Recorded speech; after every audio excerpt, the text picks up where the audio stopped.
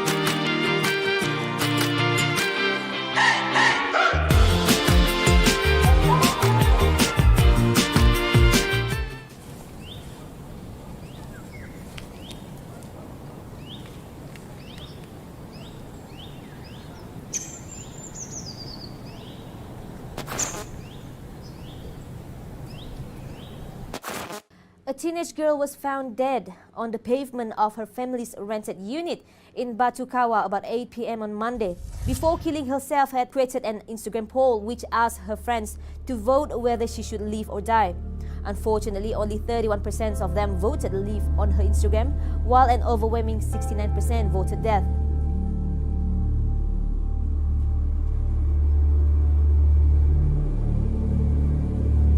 It could be that people were unaware or people were ignorant on the severity of the issue. So actually majority voted for her to die. And because of that, she sadly took her life. And since then, actually there has been a clusters of more and more suicide cases in Kuching, in Sarawak.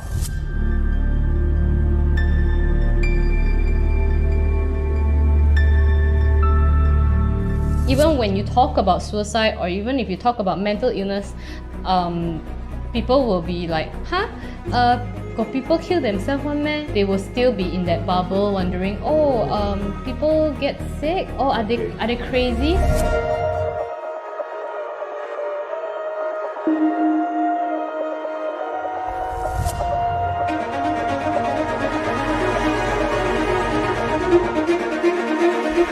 from where we were, I'm sure we've gone in a very positive direction. However, when it comes to these things, there's so much to do.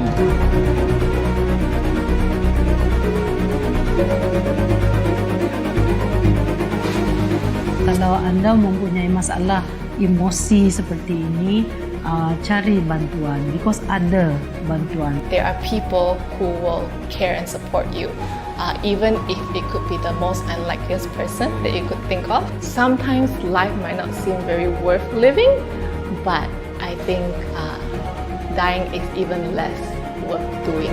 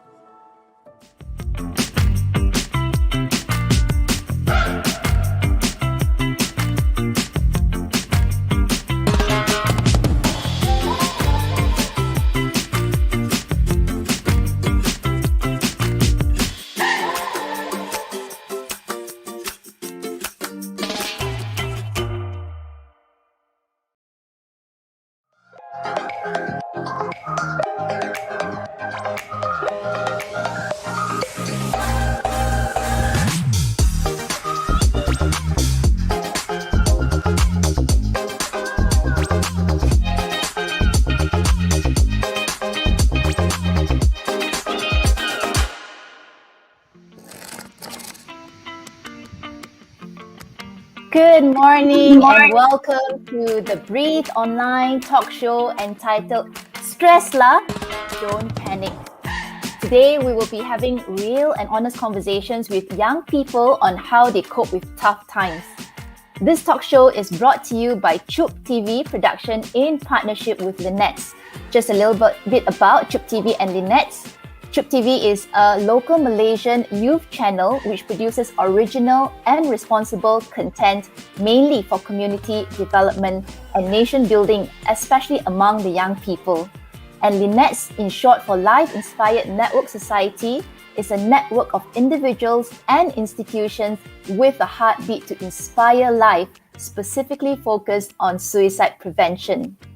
Now, in our previous episode, we had the privilege to have a conversation with YB Puan Michelle Ng Mei-Zi, the State Assemblywoman of Subang Jaya, and also Dr. Ng Yin Ping, the consultant psychiatrist from Pantai Hospital Penang, on how we can find hope in the midst of this pandemic. Here's a short preview for your benefit.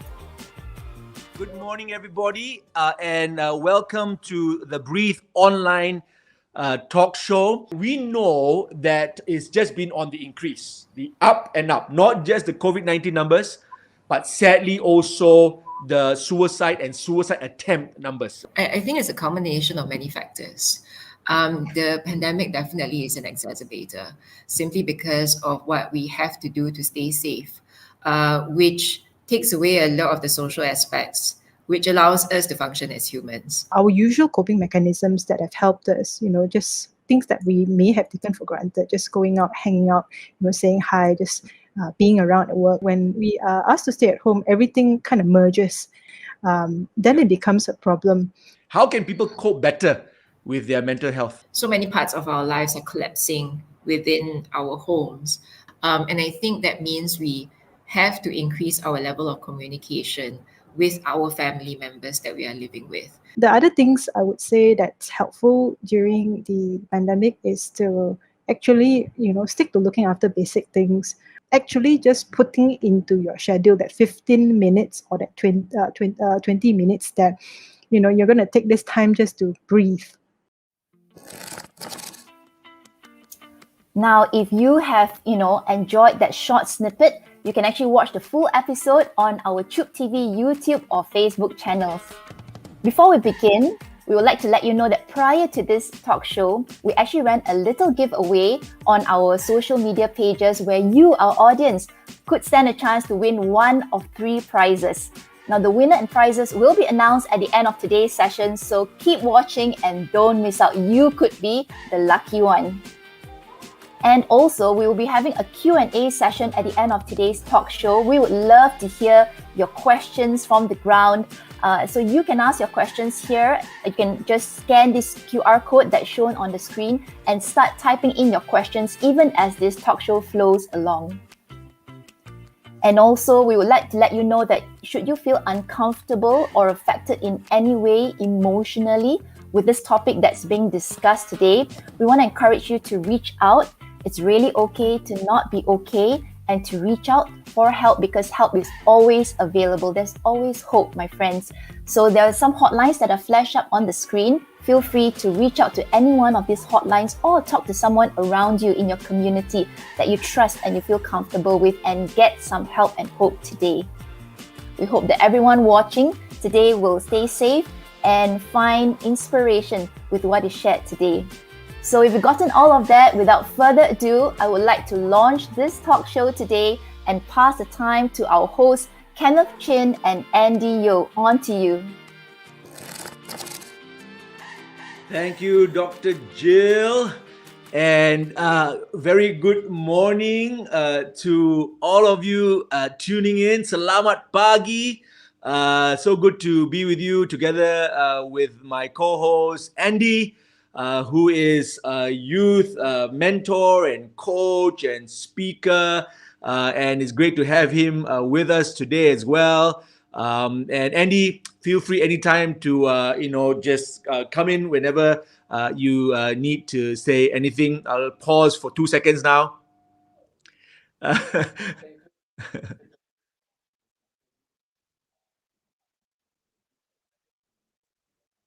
Yes. Yes, fantastic. And so let me introduce the 3 young people, young powerhouse we have in the house today. And they are all in their teens, I believe. Let me just introduce, first of all, Kezia Kaur.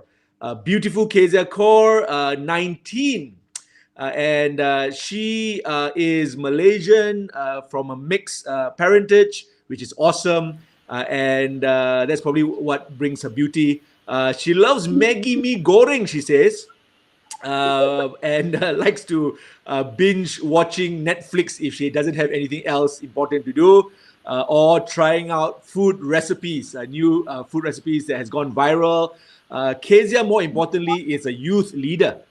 And a really good one. And we know for a fact that many, especially young girls, go to her when they have got issues, problems, challenges, or even just to chat. And so they do really like Kezia, and we like her too. And so it's so good to have her on. And I'm sure we'll be able to glean some experiences from her today that will be of benefit to us. The second person on our panel is a multi-talented person by the name of Adia Zara. And I like the name Zara as well because let me tell you a few things I just found out this morning, just before the show. Adia is a student of fashion design, and behind her is some of hers and her friends' drawings. Just in case you're wondering, why she has those drawings behind her. She likes to draw. She really is good at drawing. She showed us some other drawings she made on the spot. And she also has, by the way, 14 cats at home. Ladies and gentlemen, I told her it's not just cats at home, it's a zoo. and I said, you can start charging people to come visit, And then I thought, 14 cats and fashion design, why not try out fashion for cats? And then you know what Adia said? That's my own personal catwalk. Whoa! Drop the mic moment, man. All right, so I think I'm giving her ideas. She says, thanks for the inspiration. I said, no, it's chinspiration. And I said, when you get rich, don't forget us. So she says she's going to try. Okay, fashion for kittens, fashion for teenage cats, and for mummy cats, which will be maternity for cats. And anyway, she really hopes to one day become a psychiatrist or a psychologist. Just wondering how she can manage that and fashion design. She'll think it up. I'm sure she'll be creative enough to see what she can do. Anyway, she has also gone through some experiences herself, and I'm not sure whether Jill noted this. Maybe she did. But today, Stress lah, Don't Panic, is done in conjunction with the World Suicide Prevention Day.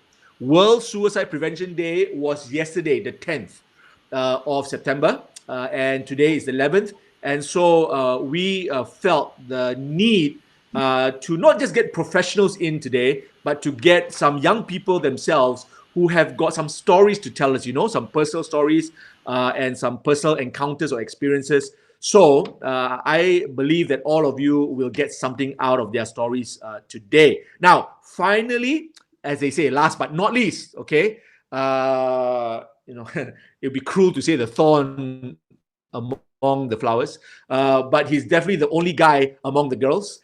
His name is Ian Cheong. His full name is Ian Peter Cheong, nama glamour, and he's a great guy, really. I've known him since he was like a tiny tot, maybe 2 years old, and he's grown so well. He's so helpful, around the house, I hope. And I know he's helpful in his youth group. He actually helps with the video production, the video editing of his youth group, and they count him a real help. And he hopes to one day even go into video production as a career. So all the best to you, Ian. I'm sure you will be a great video production editor, producer. Ian also likes Maggi Goreng. What's this about Maggi Goreng? Huh? I love it too. And nasi lemak. And Adia loves everything Malaysian. Okay, she has a long list lah. But if I read it out, I'll get hungry. Okay, so here we go. Stress lah, don't panic.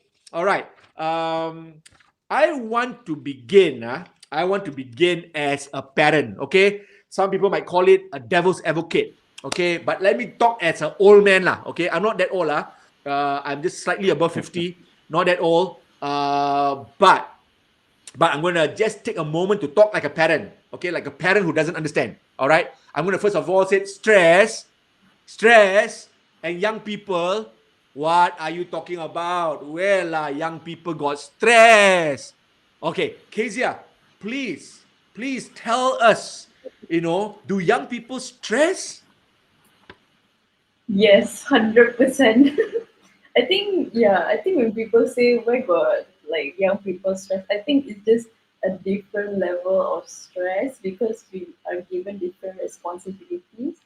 Yeah, I think one of the main reasons why teenagers are stressed is because of studies. Because we feel like, study to us when we in our age is very important. Hence why we are stressed to be good, to excel in our studies. So Yeah. Okay. So let me hear from Adia. Adia, betul ke young people need stress? I mean, what do they stress about? Yes. Well, they're stressed about a lot of things. Okay, tell us. It could be expectations from others. It could be expectations from ourselves. Stress derives from a lot of factors, such as environment, relationships around us, whether it's friendship or maternal and paternal relationships, Right. etc. And not only that, young people have stress because of the media they consume or how they perform in social media to increase their high morale most of the time. At least that's what I think. Okay. So before I jump to Ian, would you think therefore idea is about expectations? Is it connected with expectations? This whole thing about stress with young people? It's not solely on that. It's part of it. Okay. All right. Like Kezia, you were talking just now a little bit about expectation, right? That is being placed on young people. Because I'm thinking that if you take away the expectation, okay, like for example, Papa comes to you, SPM, just do your best lah, 9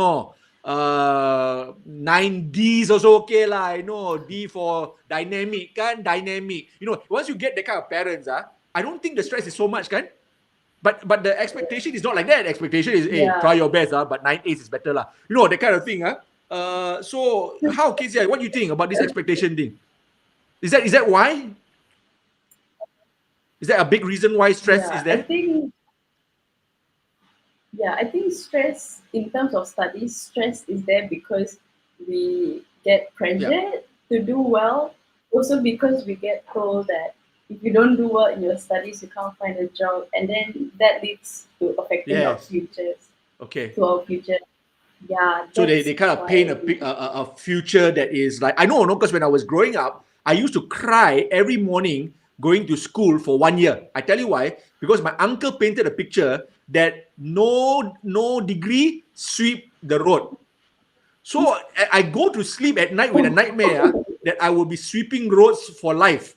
Okay, and cleaning drains. And I would cry, I would cry because the expectation on a 6-year-old, it started with me at 6, And so yeah, you're right, Kezia. I mean, people sometimes paint the future for you. And maybe they paint it too far, As in, like, you're only 6, but they're telling you what will happen at 26, I mean, maybe adults should relax a little bit, and let young people just live, But let me jump to you, Ian. This is how adults will speak, You don't pay the bills. You don't have to worry about insurance. Because adults think like that. We think about stress and bills, stress and responsibilities, right? And young people get allowance, right? They get sent to good schools. They don't even have to drive, etc., etc. Sometimes they don't even have to wake up themselves. The parents have to wake them up. And at 16, their parents are still dressing them up. I'm just joking. But Ian, I want to get a really very good answer from Kezia, very good answer from Adia, and I'm sure Ian, you will tell us also. Do young people really stress, and what is it they're stressing about? Yeah, they definitely we do get stressed. It's just as what Kezia said. As what I or Kezia said, it's a different type of stress. The stress that we receive is actually more on expectations. It's more on the fact that we have things we want to do, different things. Sometimes, usually, it's hobbies that we want to do, things like studies that we need to meet up expectations. A's, we need to get A's, we need to get B's. We need to make sure that our studies are good, so we can at least get a good job, provide for your future family if you want one. Wow, you're talking about future family, Ian. Woo! I'm sure your parents are watching this. They're excited. You also got to prepare for yourself also, because if you don't have a job, well, I don't know what. You're right. Okay, Ian, I start with you first, because you and Kezia, I'm sure, were talking about different kind of stress, okay? I'm not sure whether we're going to say bigger stress for parents, lesser stress for kids, because maybe you're not saying that. Because if you are saying that, then it looks like baby stress only, right? But the baby stress, if there's such a thing, can actually lead young people to do crazy things. So it must be that it cannot just be, oh, my children stress, but they are one not so important, not so, not so dangerous, Theirs are the most, they hurt their fingernail, But for adults, wow, we don't have a job, we don't have makan. So is there such a thing as baby stress and leading to baby results, Ian? Or is it still, even though it's different stress, but real? Different stress but real, definitely. That the reason why is because that if you categorize stress in baby stress and all, then that's very different, because to adults our stress is like little, like it's like very very little, because they have more stuff to worry about. That's what I'm saying. That's what I'm saying. So in adult's mind, it's like, okay lah, my son stressed lah, okay lah, I accept it lah. But small thing, right? But the reason why we are saying it's not a small thing is because it can lead to some very serious matters, right, Ian? Yeah. So therefore, it cannot be set aside. It has to be taken seriously. Do you agree? Yes, yeah, that's okay. So how does it affect you, Ian? If you have ever been stressed, what are some real things that you have thought about, that you have experienced because of stress? Because of stress, things that I actually think about is like, why am I doing this? If I'm stressed and like I don't even want to go on, like it's like there is something there that implies that the more stress you get, the more worried you get, the more expectations you have in your head, then suddenly you just like, when you break, then that's the point where you feel you want to like end everything, don't want to continue on. Right. So there's no such thing as baby stress, no such thing as a small stress for small people, because we are saying that it can lead to serious results, very, very real repercussions, right, Ian? Yes. Let me go to you, Adia. Same question. All right. This whole thing about adult stress is different, young people stress is different, but yet it could be different, but it shouldn't be taken as something light. Adia, would you like to comment about that? I agree with what Ian said. I agree what you said on it shouldn't be taken lightly, because youth, young people, they're trying to find a way. They're still blossoming. They want adults to help them guide the way, to help them cope in a more healthy manner. And if older people, adults, belittle them for the stress they have, they would feel small. They would feel like they don't matter. Their stress, their fears, their phobias don't matter. And it leads to serious repercussions and events that sorry, no problem. Went trail of thought. Let me help you there, Adia, because I wanted to ask you a question. So obviously you have had stress also in your life as a young person. How bad has it ever been for you? Super bad. Tell us. Would you mind? Sure. I used to be a survivor. I was at the deepest point at the time, and my methods were questionable. Burdens and feelings of worthlessness came over me, or overcame over me. Feeling the failure will be the death of me. So kind of took the matters to my own hand. I wasn't happy with the things I used to enjoy, start to isolate from others. And the loneliness was kind of overbearing, and I couldn't help but push people away. And looking back, I'm kind of amused, because now I'm also in that difficult predicament or difficult situation, but I have more support from people around me now. Right. Like, of course, I could be overwhelmed with work and responsibility in my emotions and life and running out of time. But as long as someone's there to validate your fears and your stress and help you go through it, or accompany you as you go through it, it's always nice. It's always amazing. I can say that. So the stress you went through, Adia, actually brought you to a place that almost put your life at risk, right? That's how bad it got. And I want people who are listening to us to know that there is no such thing as children's stress only lah. You know what can happen. At most they get a headache lah. But no, it sounds like you, without the support initially, couldn't cope with the stress, didn't know how to deal with it, probably didn't even know how to identify it, just felt all the emotions that you just talked about. And then you probably went one to another, escalated to a place whereby you thought of, like Ian was saying, sometimes just ending it all, which is very, very serious. And thankfully, from that one episode, you have come to a place whereby you've just said to us that you have learned to cope with support. And we'll get to this whole area of support, which is very, very important for our listeners to listen to. And Adia, we will definitely come back to you about that. But thanks for being so transparent with us, that stress can lead a person to a place that is unwanted, unsavory, unnecessary, and dangerous. So, Kezia, you have been a youth leader for some years now. And as I said earlier, quite a few young girls have come to you and, meluahkan perasaan, shared their feelings. And thank God you're such a good listener, as we know, as those of us who know you know. Kezia, you want to share with us how bad stress can be for a young person? How does it affect a young person? How far can this go without support?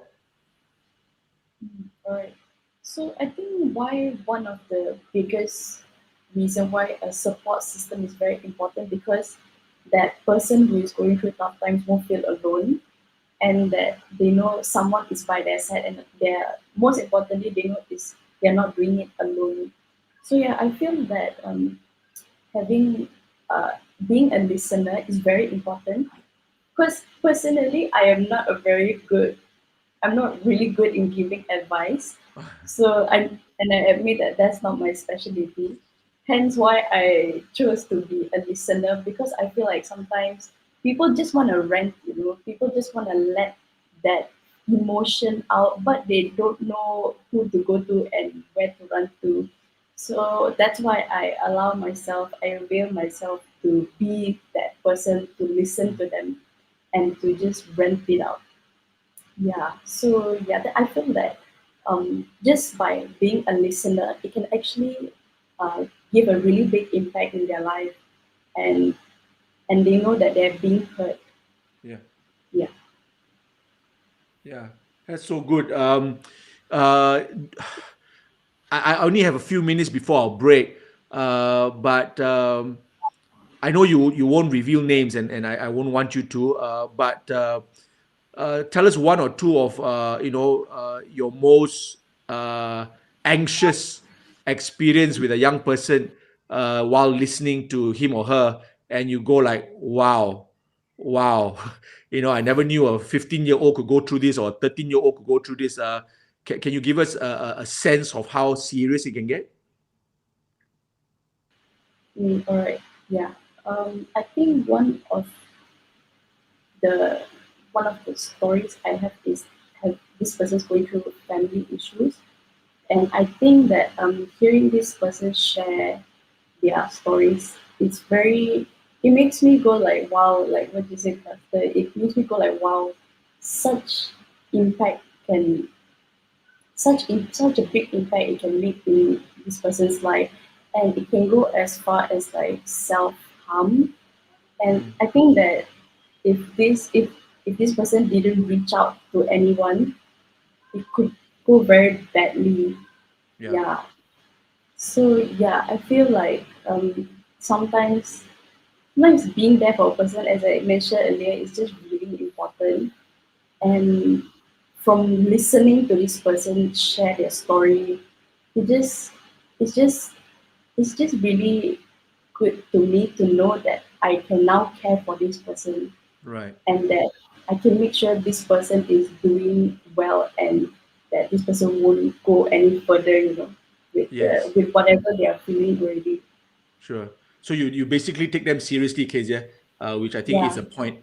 And I think that's for first part of this show before the break. It's just so good for people out there to know that, yeah, again, I know I'm repeating myself, but there's no baby stress for babies. There is no children stress for children. It's stress. It's the kind of stress that can lead people to unwanted results. It's so important to at least take note of that. Stop saying that where can lah, they're so young lah, what are they worried about lah, but it's real, and sometimes we, the adults, could also be a contributing factor to that because of our expectations, etc., etc. Let me just go to Andy very quickly with 2 minutes left before our break. Andy, you've been involved in young people's work for many years now.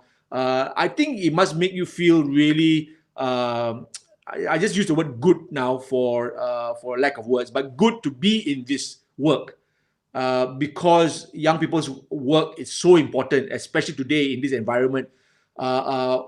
Maybe I can just get some comments because I'm listening to these young people speak and go like, wow, thank God for youth work and youth workers. Go ahead, Andy, with sorry, with just 1 minute left. No worries. Yes, I'm very blessed to be working among young people. And really the main reason why I do this is because when I was a young person, and when I was growing up, it was very different times. We didn't have the words to describe what we were feeling. I think we use the word stress, but we use it very differently. And when we use the word depressed, it's usually with a joke. It's not like a for real, but it's very different today. So when I was growing up, I didn't know what it meant. I didn't know how to explain it, didn't know how to express it. So most of the time we just kept it. But I'm glad that while I was growing up, there were people around me, like, our young people today, just described. There were coaches around me, pastors around me, teachers around me who, even though they themselves didn't have the words to explain it, they were there and they listened and they took me seriously, like what Kezia said. And that really helped me because I don't know where I'll be without their presence. And that inspired me to do the same today. And I think it's so important what Kezia and Ian and Adia said, that the young people today need their feelings, their issues validated, not to be put down, not to be made smaller than it actually is. Right. And actually, I learned a lot. I learned a lot about myself and about young people, and now I'm a father as well, so I've got my own young people, flesh and bones in my own family, and it just really helped by listening. It helps the person you're listening to, and also help the person listening to learn more about life, about people. So it's a very privileged position to be in, working with young people. Although I don't always know what to do, but yes. Sure. Yeah, I mean, that's exactly the words I expected you to say, Andy, because young people are precious and the needs, well, we can sometimes say the needs are the same, but it's probably so much more intense. Needs for love, needs to be heard, and etc. It really is. I can feel your heart beaming, not just with pride, but with privilege. To be able to be involved because young people truly are our future, and the future starts today. So we're going to go into a break in the next 20 seconds, but I just want to say that we're going to touch more about actual practical help that we can offer young people when we come back after this break.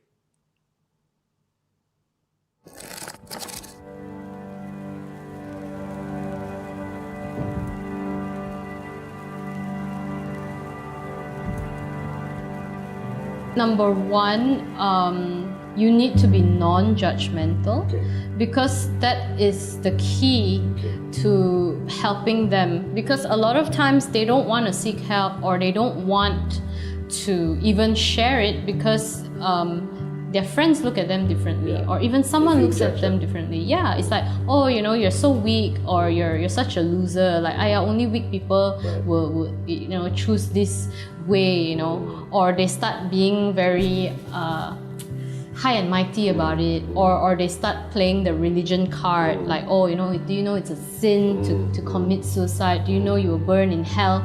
These things, they don't help. It doesn't stop them from wanting to die. It just makes them feel worse. So there are things maybe to say and not to say to someone who's suicidal. Yeah, but not a lot of people have the patience, I would say. But it pays to be patient because we sometimes don't know that this person is suffering in silence.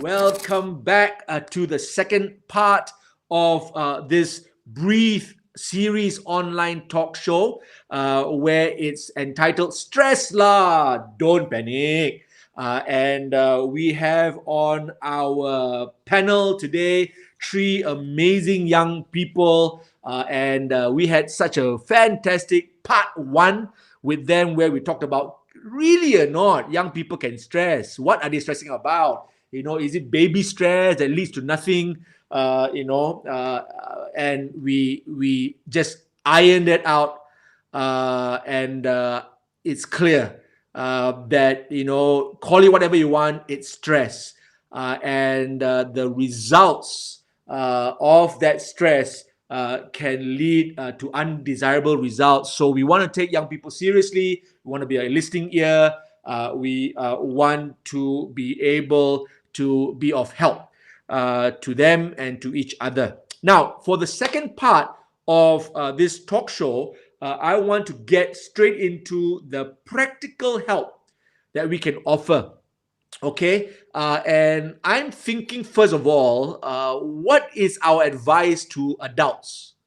Kezia, Adia, Ian, the advice to the very precious people that God has put in our lives, okay? Our parents, maybe teachers, just, you know, adults in general who already, you know, they're probably starting with the thought of like, you're young lah, don't talk about stress lah, where you got stress, okay? Now probably they get a better understanding like, okay, all right, hold on a minute, maybe I have to change my mindset. I have to see stress in young people a bit more seriously now. But they can't just go away thinking like that, that okay, I have to take it seriously. But taking it seriously, how? What would you like to say to adults? Kezia, I'll start with you. What should adults do or even stop doing? What would be some of your, you know, just humble advice? Let's call it that for now. All right. I think, as mentioned earlier, the first step will be to take it seriously, because that's really important. When we are taken seriously, we will feel like, okay, our whatever we're stressed about is important to the adults, be it our parents, guardian, or whoever it is. I think the second part is also for the adults to understand what our way of wanting to be cared for is like, because I understand that for some people, they want to be cared in a way that where the adults give them space, or they want the adults to be constantly there with them. So I think it's also important to understand what's the need of that person. Yeah, how the method of which approach we can So you go are with. also saying that every child is different, right, Kezia? And so it's not just one glove fits all, but what's right for your child, or what's right. You might have 30 students in your classroom, and all 30 are different, right? Is that fair to say? And so it's actually, it pays to study a little bit of what the needs of the child is. Some can take a joke, some cannot. You know, some can have you commenting about their looks. Some really are bothered about their looks because maybe already they are suffering from you know, maybe low self-image, and then suddenly you say, why are you so skinny one, looking like a tree, you know, twig, and that you could say to anyone else maybe, but not to a girl who's suffering from maybe, you know, that kind of a problem, challenge, and maybe already having what do you call, what is a challenge they go through, just you know, their whole eating habits, you know, is out of whack, and then suddenly a joke like that can, you know, make. So we're saying that every young person is different, right, Kezia? Yeah, that's correct. Yeah. And let's talk about expectation also, Ian. Expectation. So earlier on we said that stress has got a lot to do, not everything, but a lot to do with expectation. If you remove the expectation or the high expectation, the stress gets lower. There's a connection there. Okay. So what would you like to say to parents if you were sitting down with a group of parents, Ian, and they said, okay lah, we want to take our young people seriously lah, but tell us lah how, what should we say, what should we not say? Ian, what do you think? Okay. I think for now I'm going to take the example of exams. One thing they should do is that when a student gets things like C or B, know that the student may have already done their best and that the C and B is what they can do, what they have been able to achieve. One thing not to say is that why can't you do this better? Where are the missing 10 marks? Where are the missing 20 marks? The moment you say that, the person is just going to straight up disconnect with you, and then they're not even going to talk to you anymore. And either that or they don't even want to tell you the marks because they do not want to feel disappointed, and like they do not want to feel like rejected from their parents or rejected from the person itself. The thing about this problem is that it's what most people go to because typical. I want people from the part, but that's what they go to. They look at the part where what they're missing instead of what they want to what they actually achieved. Like if they get an A, they just look at the missing. Where's the 10 marks? Why can't you get A star or A plus in a sense? Yeah. That's what I think that they should go to instead of going straight to the part where they are missing. Yeah. And what they have achieved. Yeah, that's good, Ian. Talking about disappointments, is it also true to say that young people actually don't want to disappoint their parents? Because sometimes we talk about young people don't want to feel disappointed, and that's one kind of disappointment. But I find through just my experience all these years with young people is actually they do love their parents, and they do want to see their parents smile. And they do want to see their parents go like, yay, and have bragging rights. But deep inside them, they actually don't want to. I mean, disappointing themselves sometimes is not even as big as disappointing their parents. And so when their parents actually do show disappointment, it actually kills something inside. Is that true to say, Ian? Yeah, it actually does. Yeah.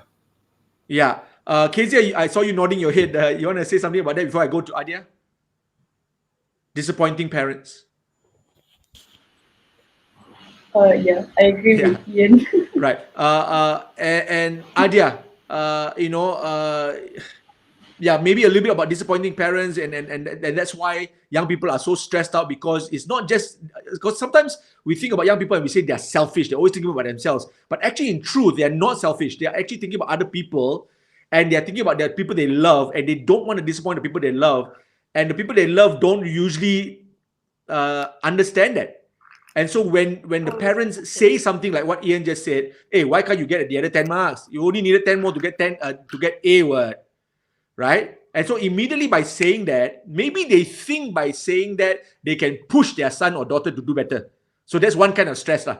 Okay, and parents think like that. Oh, okay, my parents push me, and look where I am. I'm a doctor now. I'm an engineer now. They push me, and so parents think that by saying things they can push their children to do better, but not knowing that when they say something, they actually kill something within the child because the child's only desire was to please the parents. What do you think about that, Adia?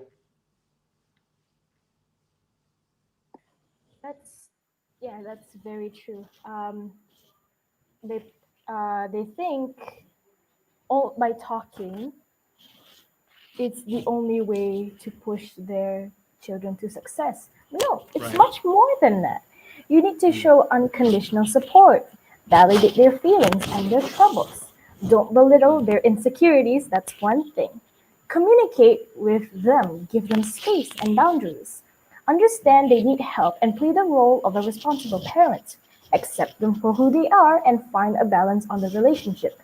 Listen, discuss, and hear their thoughts. Yeah. I mean, you are confirming also what Kezia just said earlier on. She said every child, every teenager is different, right, Adia? So maybe you have 5 kids in your house, but all 5 kids are not the same. I know you have 14 cats, but let's talk about teenagers for now. They're not the same, and so even in a classroom, you can have 40 students, but they're not the same. So you just said, find out a little bit more about what makes this child tick. I'm summarizing, and maybe one child can be pushed in this way, another child can't, right? Would that be right to say one child can be like, oh, come on, you can do this, and then the child say, yes, dad, I can do it, and then really do it because that child takes encouragement or takes challenge differently. They can take words and it's fine. So other people might not be able to take words. Would that be true to say, Adia? Yes, every children is different when it comes to comfort and encouragement. Some need physical comfort, some need emotional comfort, some need mental comfort, or all of them. It's like the example you said, some people can take their parents' word for encouragement. Some people feel the opposite of encouragement. Instead, they feel belittled. They feel like, oh, I'm not doing much. I'm a failure. And Yeah. the parents needs to find a way. Then the parents need to find a way to comfort their child because every children is different. Like you said, it's not fit into a glove. Yeah. That's excellent. I want to say something that as I'm listening to Kezia and Adia and Ian, I want to say this, and I'm not sure whether all of us realize it, but actually, in a loving family, everyone means well. And the parents think that they're doing right. They mean well for their children, and maybe they only have one way to do it because their parents did it to them, or maybe it worked for older brother, so it should work for younger sister. And the children also are wanting to do right, wanting to please the parents, wanting to also get encouragement, want to cause the parents to smile and say, "Wow, look at what you've done." I mean, every child loves that, and yet many times we don't understand that we are actually coming from a good place, from a place where we want the best for each other, and then we have misunderstandings, miscommunication, and just we think that one glove fits all, and we try to push, and some push actually becomes stress, and leads to, as we said earlier, all kinds of undesirable results. So it's great to know that the foundation of it is love, and there is love, and with love that we can find understanding. With love, we can find better ways of communicating. With love, we can maybe turn the push to a pull, because some people rather a pull, some people rather a push, some people rather just, okay, it's fine, just do your best, and the child will do their best. And so I think it's important to establish that fact so that we don't see that any one of us are on different sides. We're actually on the same side. Would I be fair to say that?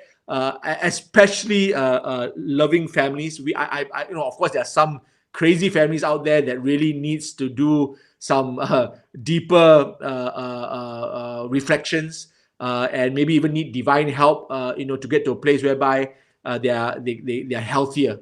But most healthy families, I would say, has got a good foundation, and all they need is a better understanding of each other, and to better communicate, so that we can relieve each other of the stress that can be unhealthy for us.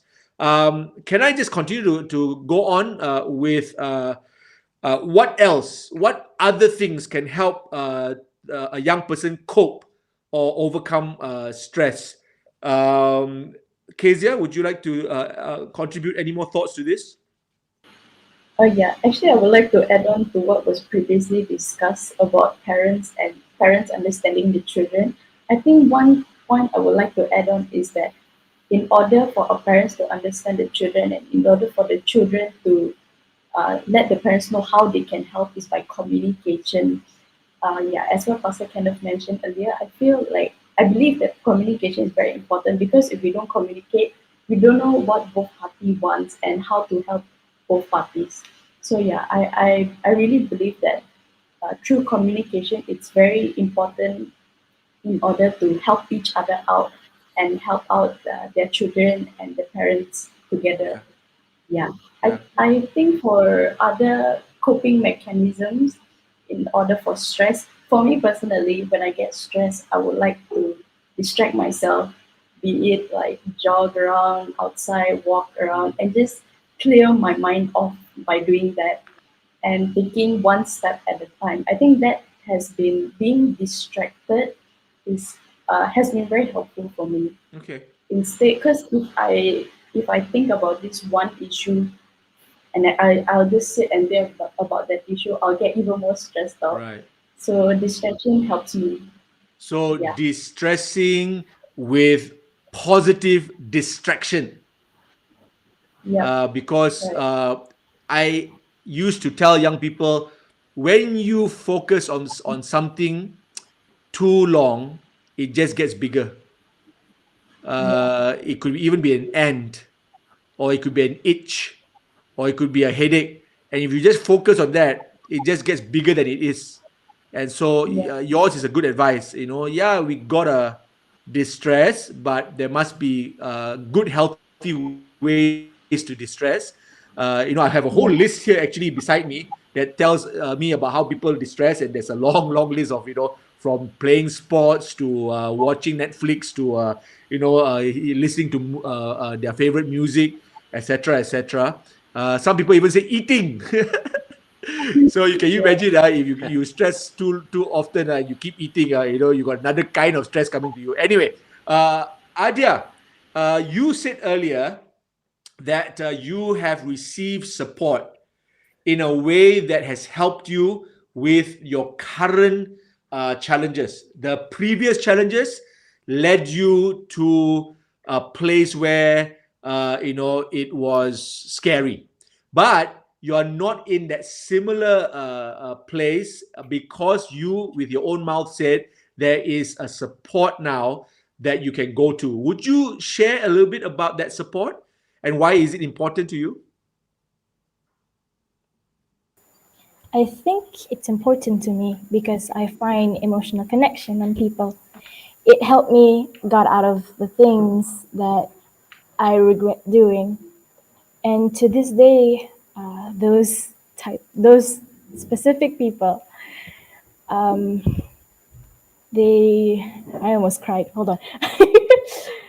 they they make sure you feel loved. They make sure you are your own person. They support you on what you do. Whatever you do, it's working. It's like, and they help you on finding new things to do. They try to expand your interests. And then they communicate with you, they meet up with you, they help you on seeking. Hold on. Sorry, my cats. They're helping you. I knew it. Your cats want to get into the picture as well. All right, go ahead, Adia. Go ahead. Yes. So my cats are a type of support too. It's an emotional support. I'm sorry. Nice. Can you repeat what you wanted to know? I might have forgotten. You are answering the question perfectly. I just remembered before we went into the break, you said that you had an experience whereby you were thinking of ending it all, and then after that you had similar challenges, but then you don't go that route anymore. You don't think about ending it all anymore because you have now found support. And so, because we're talking about support and talking about practical help that we can give to people, I was just saying, what is that support that you have gotten? Is it a friend? Is it God? Is it and I think you've answered the question actually, and you said that I forgot to answer yeah, some, please go ahead. which Go is ahead. therapy, friendship, therapy, and emotional bond with like intimate bond. Another cat. Another cat. And I advise, I'm not saying you should or like you must, but I advise that people go to therapy. It's for everyone. You don't need to get diagnosed. It's just helping you. It's getting help. It's another way of Right. supporting yourself. And sometimes we don't know where our roots of stress. We don't know what's the factor. We don't know where it's come from. Sure. So we need someone else's help to bring that perspective to ourselves. We need to Yeah. talk it out, and having support is the greatest way to achieve that. Fantastic.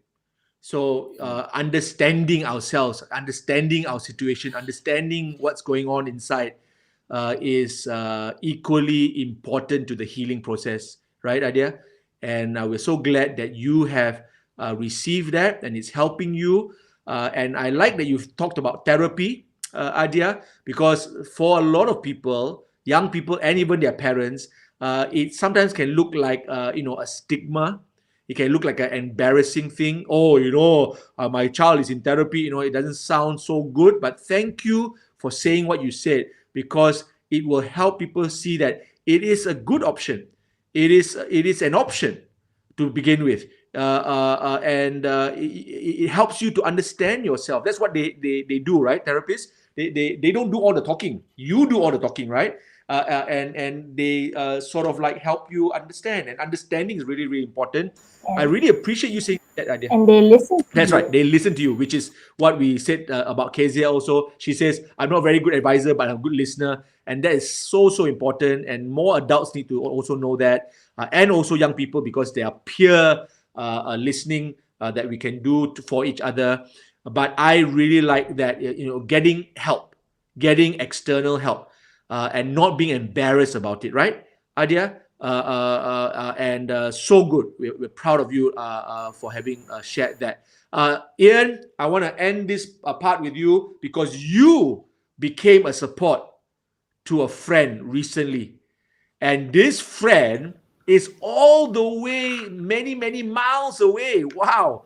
Through technology, wow, it could be 10,000 miles away and we can still lend support. So nothing is impossible. Tell us that story before we close this session, Ian, because I heard it's an amazing story.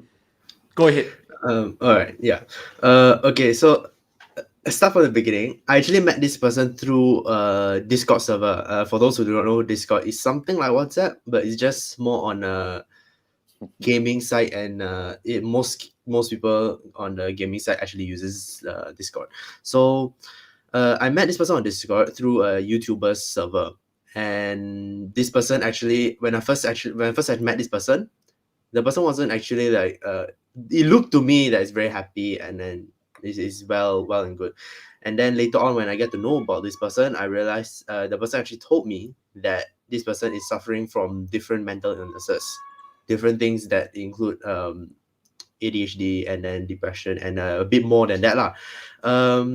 So later, after like a while of getting to know this person, about, I think this is 1 year already after knowing this person. This person has a lot of experiences, and I had to become a support to this person about 6 months already. It's around there, maybe less than 3 months. I've been supporting this person. So this person has the most recent one. This person has actually left the family and got the whole family worried. That the family actually also contacted me and asking where this person is. They got very worried. I got very worried because due to time zone, when I first received this person's note, it was very early in the morning on my school day. So it's actually really it caused me a lot of a lot of anxiety and in a sense stress, because I do not know what's happening to this person, and all I can do is actually just wait due to the fact that it's online. So it's a bit hard. So I what I did was actually just pray, because I couldn't do anything. I couldn't call this person. I couldn't go and like find this person because of distance. And then when this person actually got back to me later on in the day, like after, like around 4 o'clock, I actually thank God for it, because it's a miracle that this person is hasn't gone through a very bad situation. The family found the person, and the family found everything, and then this person actually went for therapy, and then this person is fine right now. I've been in it's hard to get contact with the person already, because of the fact that it's online, so this person is very busy, so it's a bit hard to contact this person. So it's actually one of the best stories that I've got on supporting people who has stress. Yeah, because it was definitely a very risky moment. When you say the person left the home, it sounded like the person ran away from home.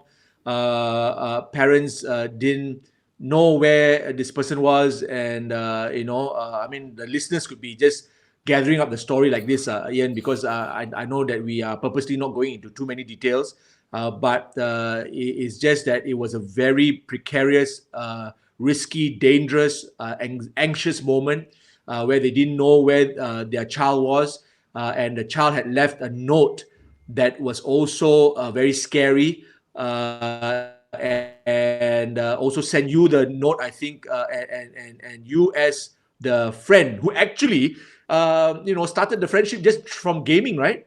Online gaming, is that right? Yeah. So from there became friends, and you stuck on, which is very, very important. You stuck on because sometimes when you're playing games, you go like, okay lah, this person has got all these other problems of ADHD and wanting to end the life and all that. And you could still be in a game mode, your mind, yeah, it's just a game lah. But you didn't. You went from games to actually become a support, which is great, Ian. Even at your young age, you were able to think so maturely. And I understand that the parents even tried to contact you, right, Ian? Yes, through their child's through their child's contacts. So the parents must have already known that you had been a good friend. And that's what parents do, they when they don't know what else to do, they reach out to who they think may know the whereabouts, etc., etc. Thanks so much for sharing that story, Ian, for sticking around for that friend, and for being concerned.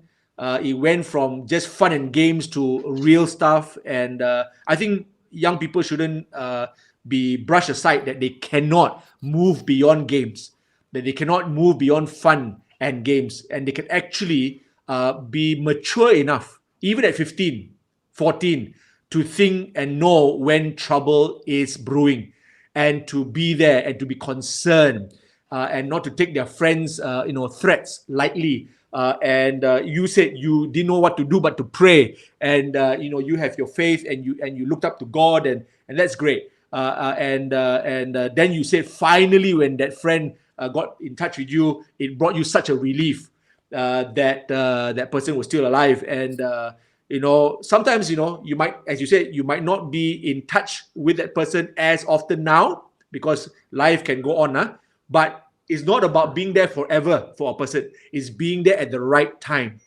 And that's what happened, Ian. And that's why we are so proud you did that. And we pray and hope that there'll be many more teenagers out there who are like you, like Adia, and like her friend, and like Akezia, who is a friend to many. Be there. Even if it's the only time you'll ever be there. Take it seriously. Stress is real. Expectations, are real also. The words that come out from our mouth, the different people that have different needs that we deal with, everyone is different. Respect everyone, no matter how young they are.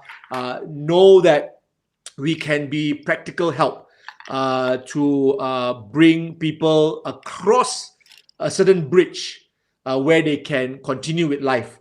So Ian, Kezia, Adia, you have been a bridge, and others also have been a bridge to you. And I pray and hope that we will have many more bridge builders. Is that good? Bridge builders, to just get people across onto the other side. So that they can continue with life. All right. So very, very good. Andy, do you have just maybe anything to add? No, I think it's been very insightful. It's really just enjoyed and been really blessed hearing from all the young people today. I hope this message will go out, that stress is real. It doesn't matter the age, doesn't matter the type of stress, it's real. And what I learned today, hearing from all of them, is I think being a good listener is very important. And I think listening is a skill. And like any other skill, it can be learned, it can be practiced, and it can get better at. Even I myself, working with young people, after today, I desire and determined to be an even better listener, so we can help more young people. Yeah, that's great. And let's all not be the problem, but the solution, and give young people a chance, because they have a great life ahead of them. Now, thank you so much to you, Kezia, to you, Adia, and to you, Ian. I just want to thank you for sharing your hearts and your great stories. We have all received something today. Now, I want to just get ready for the giveaway announcement. I know that we are probably about 10 minutes late already, but it's an important announcement, and I would like to pass it on to somebody. Here we go. Okay, Jill. Hi, I'm back. Thank you so much, Kenneth Chin, Andy Yo, Kezia, Adia, and Ian, for a very heartfelt and insightful session today. I believe, it has really, enriched us and equipped us in our minds, our hearts, hopefully our mouths and our hands and our feet, to be there for someone, especially a young person, better today and tomorrow. We hope that all the adults that have tuned in to watch this session, you would be inspired to support our young people better as they cope with tough times, because everyone goes through stress. And to all our young people tuning in today, you are not alone in all that you go through. There is always help and there's always hope available. So reach in within yourself and reach out to someone today. Now we've come to a time to announce our winners for the Breathe giveaway. And I'm going to just take a while to share with you what you might win and who our sponsors are. So firstly, this is the second runner-up prize. We have Joshy Josh, a catering company that's founded in Petaling Jaya, Malaysia, that strives to bring the freshest foods that reflect the best of the season here in Malaysia. Their food delivery services are available via various online platforms like the Joshy Josh website, GrabFood, AirAsia, and even Smart Bite. They are going to be sponsoring a 4-inch Biscoff cheesecake worth RM45 ringgit today. Now, this is the first runner-up prize, and it's going to be sponsored by Norigins. Norigins is the creator of natural skin and hair care products formulated carefully with selected plant-based ingredients that are designed to not only nourish, protect, but bring sensory pleasure to its users. And so they're going to be sponsoring a complete set that consists of a shampoo, 2 conditioners, as well as a shower cream worth RM140 ringgit. And finally, the top prize for today's giveaway comes from Bespoke Health. Bespoke Health is a compounding pharmacy established in 2019 in Kuala Lumpur, Malaysia. They comprise a team of pharmacists, doctors, and biomedical engineers focusing on customizing quality medications within their very own laboratory. They are going to be sponsoring a sleep consultation worth RM188 ringgit, where the team of consultants will customize a sleep management plan for you so that you can sleep well and live well. Thank you to all our sponsors in advance, and now we want to announce our winners. And so early on, we ran a giveaway contest on our social media platforms. And so the winners are the ones that have been selected for their best responses. And we are going to flash up the responses from the winners. So this is the third prize that's going out. And here is the person's winning statement, as you can see on the screen. And so we want to say congratulations to Eugenie Lim. You have just won yourself a 4-inch Biscoff cheesecake worth RM45 from Joshy Josh. Eat well and live well, Eugenie. Now on to our second prize that's going out. This is the winning statement. And we want to say a big congratulations to Vivian Ng. You have just won yourself a Nurigens complete care set worth RM104 from Nurigens. So pamper yourself, stay healthy, and live well. And finally, here is the top prize, and this is the winning statement. And the prize goes to Lini Teo. Congratulations!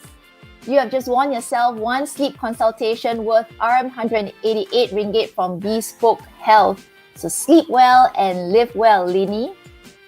Congratulations to all our winners. Our team will contact you to work out the details on how you can claim your prizes in the coming days. Now we've come to the end of our talk show, and we will now enter into a time of Q&A for the next 20 minutes or so. So for those of you who have questions and are able to stay on, we welcome you to join us for this next segment. You can send in your questions at this little link that is shown on the screen. We are still accepting questions. And I will now hand the time back to Kenneth Chin and NDO to facilitate this Q&A segment. On to you. Thank you, Dr. Jill. Wow, congratulations to all our winners. You know, I think I need one of those sleep consultations. Seriously. Yeah, or maybe just one of those beds that is behind Dr. Jill. But anyway, it's good to have won those prizes. Actually, I am tossed between prize number 1 or prize number 3 because I like cakes too. Anyway, if you give me a cake, I share it with everyone on this screen. Let's do this. Let's do Q&A. And question 1 is this: if only we can be taught also the benefits of healthy stress. Oh, wow, yeah. How to harness it? How can we control our stress, not our stress control us? Wow, good question. Hey, looking at this question, I also have something here that I would like to read. It says, this is the professional definition of stress. So let me just read this and then also pass the question on to our panelists. It says here that stress is the feeling of being overwhelmed or unable to cope with mental or emotional pressure. Stress is our body's response. Wow, our body's response to pressure. All right. And many different situations or life events can cause stress. Okay. Another sentence I want to read out of this research that my team did for me. When we encounter stress, our body produces stress hormones. Wow, I never knew there were stress hormones, Dr. Jill? Stress hormones that trigger a fight or flight. That's nice, fight or flight. Okay, and these hormones will trigger a fight or flight response and activate our immune system. So our immune system also involved. This helps us respond quickly to dangerous situations. So actually, these stress hormones is to help us respond. I can see from just reading this. So actually, it's just going with this question, there is a good benefit to stress. There is such a thing as healthy stress, and we should harness it. This person is asking. And how to harness it, I guess, is the question. How to control stress and not let stress control us. It also says here from the research that while stress is good, too much stress can cause negative effects. Of course, we've heard that. Long-term stress can affect our physical and mental health. That's the problem of stress, okay? It is good if it's harnessed. It's good if it's short-term. And it's bad when it's long term. So you cannot I guess you cannot use a good thing for too long. Maybe that's a way to say it. You can't use a good thing for too long. And stress is one of them. Now, I was thinking just before this talk show, Dr. Jill, they have something called stress tests, in the hospitals. And I can see you nodding already. And the stress test is not bad because it is a stress on the heart. I find that because this question has come up, there can be good stress for sure, right? There can be good stress for sure. So I want to attempt answering this question in this angle, or from this angle, that every time you stress something, it is to test it. You are stressing the heart on the usually the treadmill. You're running on the treadmill in the hospital and or the clinic, and the doctor is purposely using stress to stress your heart to see the condition of your heart. Yes? So I can say that anytime a good stress is emphasized, it is actually to test something. To test your heart, to test how strong a table is. That's why they put, before they pass a table to be sold in the furniture shop, they must test it out first. So they put a person standing on it maybe. So that's a stress. That stress standing on the table will see whether it will break at a certain pressure. So I again want to just refer back to the question. It's saying that there are healthy benefits of stress. And we can harness it. So doctors harness it for stressing the heart to see the condition of the heart. Furniture shops or furniture creators or furniture producers stress furniture to see how much weight can be put on a chair, etc. Because you don't want a 100-kilogram man to sit on a chair and he falls and he hurts himself. So a good stress is to test things and test heart and people and health. However, I must say this, and I'm sure all of you agree with me. Whenever a stress is used for good reasons, it's always under very, very strict supervision. Do you agree? A doctor doesn't allow the patient to just, you go and run on the treadmill. Me and the nurses are going out for coffee. There is no such thing. When I went for stress tests in my life, twice already now, they always say get one at 40 and get one at 50. So I've done it twice. The doctor is next to you, the nurses are next to you, the technician is next to you. It's only for a short while. They are stressing for a purpose so they can see the condition of your heart.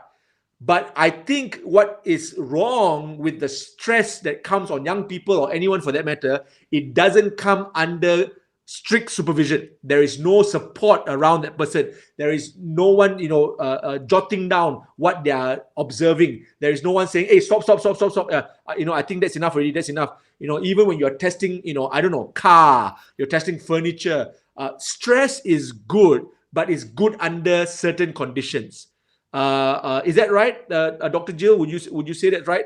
That stress is good, but it's good under certain conditions, and is good when there's strict supervision. I feel that stress doesn't always have to be bad, but it cannot be prolonged. It has to be for short times. It also has to be for a reason why you test it, and it has to be with a support. What do you think, Jill? Yeah, I couldn't agree more with you, Kenneth. Really, healthy stress is meant to be short-term, under controlled conditions, and is meant to help discover our fullest potential. But unhealthy stress, that is prolonged and not supervised, destroys our potential. So one discovers and one can destroy. So I that's my angle of answering the question. To control stress and not have stress control us is to do it in that environment, is to do it with a certain purpose. So even if parents thought that they want to stress out their children for just a moment, they should do it with clarity of purpose. They should do it under supervision. Cannot just say, I want you to do 9 A's. 8 A's is not enough. Maybe your purpose of stressing your child out is to try to get him to do better, but you cannot just stress a person for long term for no reason and without supervision. I think that's what we're trying to say. If you want to stress someone out to test or to push that person a little bit further, like athletes also push themselves. Athletes also go through stress. Athletes also, try to break records, and there is stress. But again, they cannot live like that forever. They cannot train like that, forever. It must be under the supervision of coaches and managers and team doctors and team nurses. I just want to come from that angle because I was thinking about it even before the show started. Okay, Kezia, how can we control stress, not have stress controllers? Is there such a thing as healthy stress? And how can we harness it? Right. I totally agree with what was shared earlier.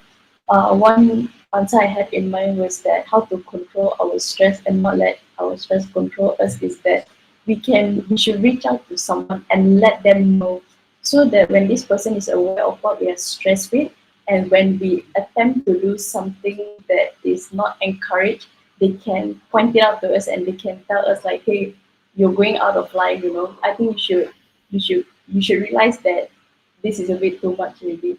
Yeah, so I think letting someone know is very important, so that not just you look out for yourself, but someone else can look out for you too. Because sometimes when we do something, we can't really, in a way, feel that what we're doing is right. We need a second opinion. Yeah, so that is what. Yeah, so the suggestion or the advice is don't go through stress without getting support. So even if you're talking about good stress, bad stress, of course, is very obvious. Get as much support as you can. But we are even talking about good stress, just like the treadmill example. You're always surrounded by people. You don't run the treadmill alone until you fall and then you die on the treadmill yourself.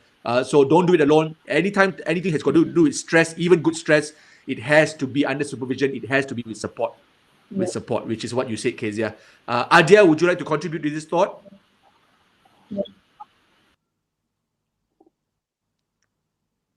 Yes, I would.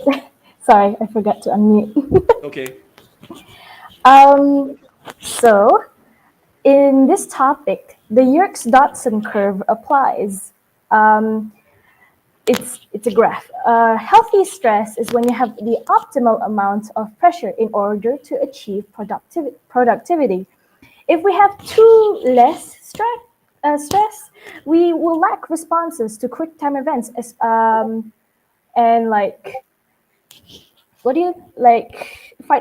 fight or flight responses, like you said.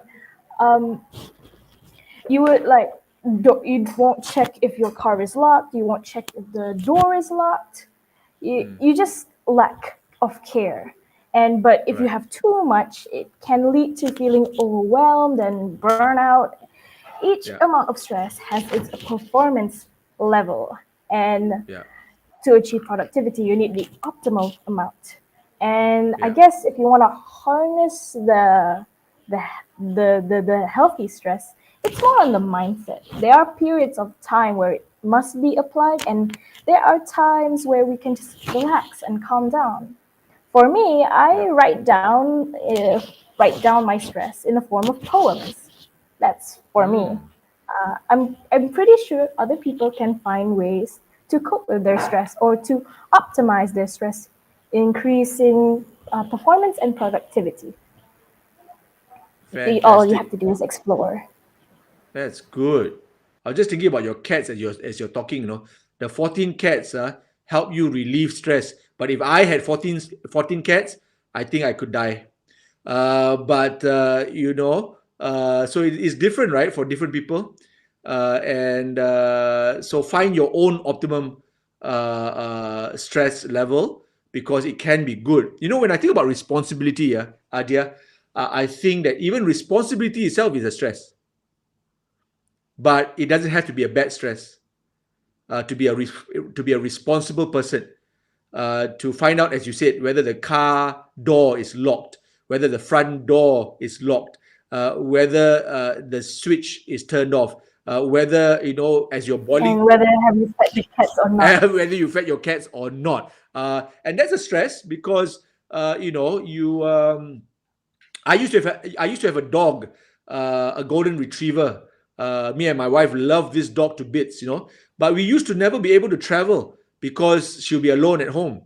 And when we travel, we always worried about her.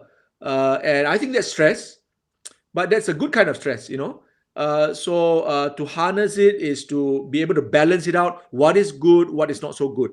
To allow the dog to control our lives and never travel again also is not good. But to travel without thinking about the dog's welfare, so there's a balance, isn't it? But again, I guess everybody's balance is different. So we got to find out what is the balance that suits us. Ian, any contribution to this? Good stress, Ian. Do you have good stress in your life? Have you ever experienced good stress that made you better? In terms of studying, yeah, once in a while, yeah. Stress to study more. But yeah, Okay. I think both Kezia and I already has spoken most of the things that I have thought. So nothing from me. Right. Okay. Well, congratulations on your recent results. I heard that you did very well in your school, and because I know you well and know your parents well, I must say, and you know it, that your parents were slightly worried because you were really good at your games, video games, and now of course we realize also that your video games actually save a life, which is a great story to end with. But we were worried and go like, oh, Ian is into his games. Is he also into his maths? And is he also into his? And so good to find out that you also did well there. And as you said, the stress helped you now and then.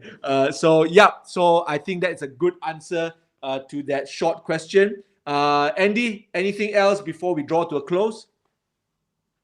No, I think what needs to be said has been said, and I just hope that this has brought a bit more awareness to the people out there about stress and the ways to cope with it, and that there's always help available. I think that's very loud and clear today. We don't have to do this alone. That we can reach out, and reaching out is not a sign of weakness. It is normal. It is okay to reach out for help. Yep, that's it. That's right.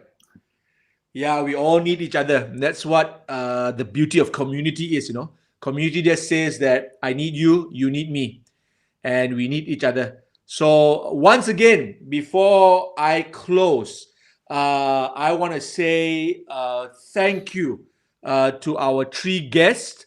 I know that talk shows like to invite, doctors and professionals and celebrities, but we said no. This time round, we want the celebrity to be our young champions. We want, our professionals, if we call it that, to be young people who are going through their own experiences. And we wanted to hear from the ground. We wanted to hear from, as some people say, the horse's mouth.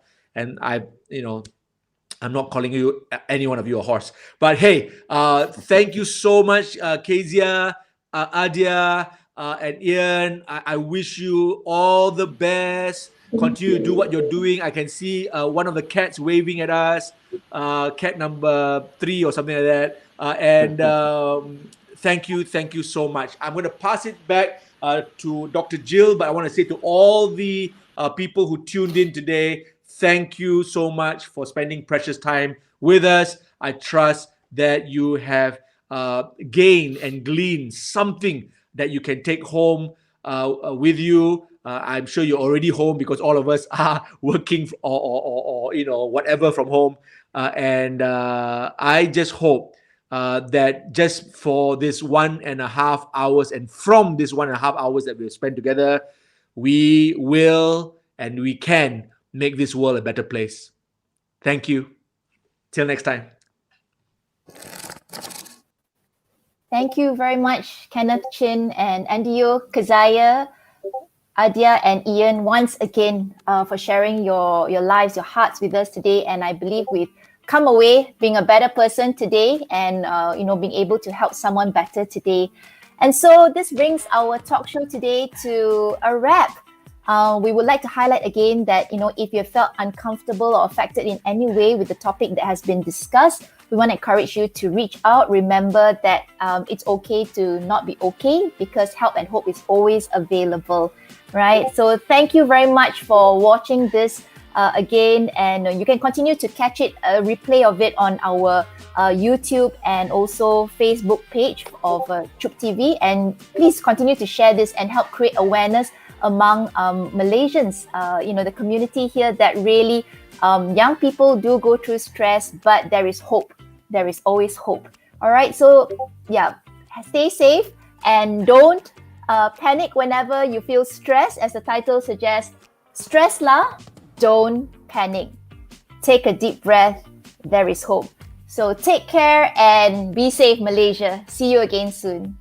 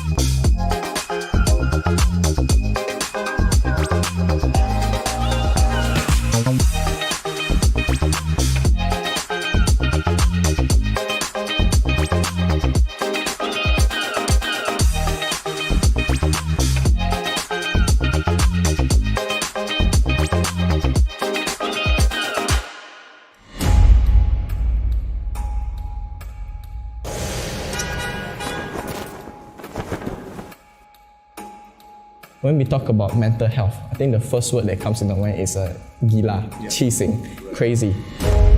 There's always just a breaking point, I would say. So a lot of things fell apart at the same time.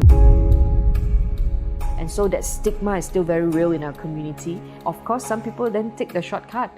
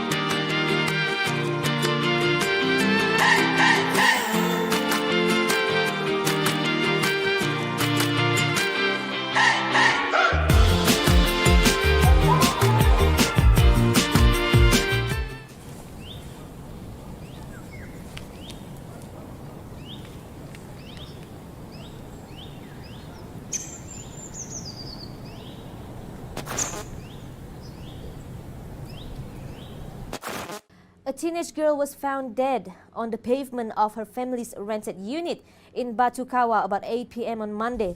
Before killing herself, had created an Instagram poll which asked her friends to vote whether she should live or die. Unfortunately, only 31% of them voted live on her Instagram, while an overwhelming 69% voted death.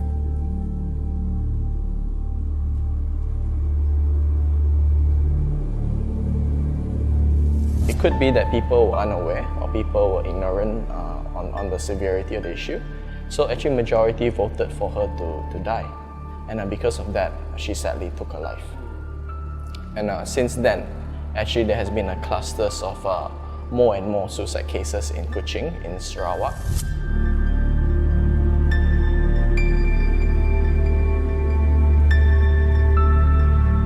Even when you talk about suicide, or even if you talk about mental illness, people will be like, huh? Got people kill themselves one meh? They will still be in that bubble wondering, oh, people get sick? Oh, are they crazy?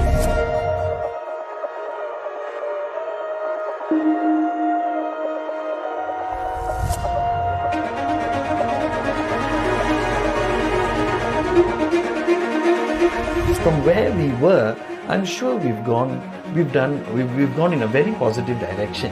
However, when it comes to these things, there's so much to do.